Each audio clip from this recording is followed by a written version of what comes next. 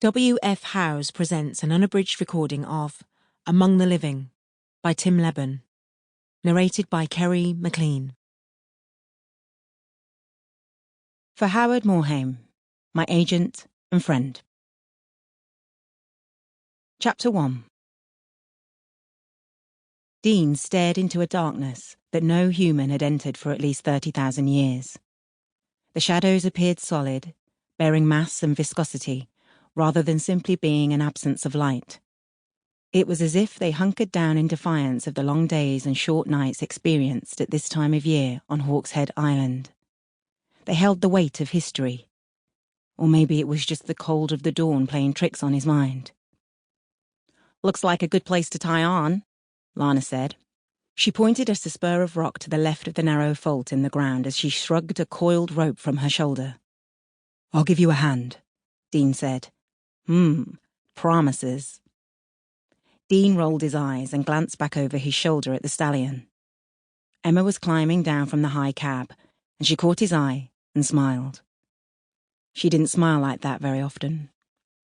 That caused Dean's paranoia to kick in.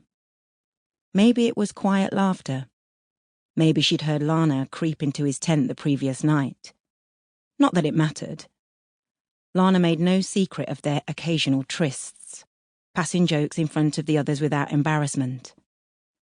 They'd slept together a few dozen times over the years, and Dean took her lead on what any of it meant. Just a bit of fun, she'd say. He definitely agreed with her that, yes, it was fun. But sometimes he'd find himself wishing it could be a little more.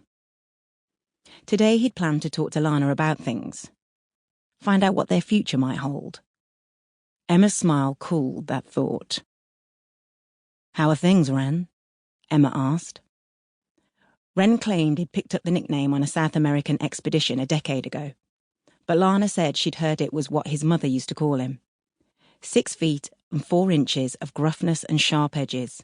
Naming him after the UK's smallest bird gave him a Little John vibe. "Ready to rock and roll," Ren said. He was at the stallion's open rear doors, prepping the 4 identical backpacks that they would wear down into the caves. Each one was loaded with tech and worth about 10 grand. "Hey," Lana said, punching Dean's arm. "Dreamer?" "I don't dream," Dean said. "Sure you do. Everyone dreams." She waved the rope at him, and he went to help her tie it around the rock spur. "You were mumbling in your sleep last night." "I needed a leak." "You were saying, just..." Sample complete. Ready to continue?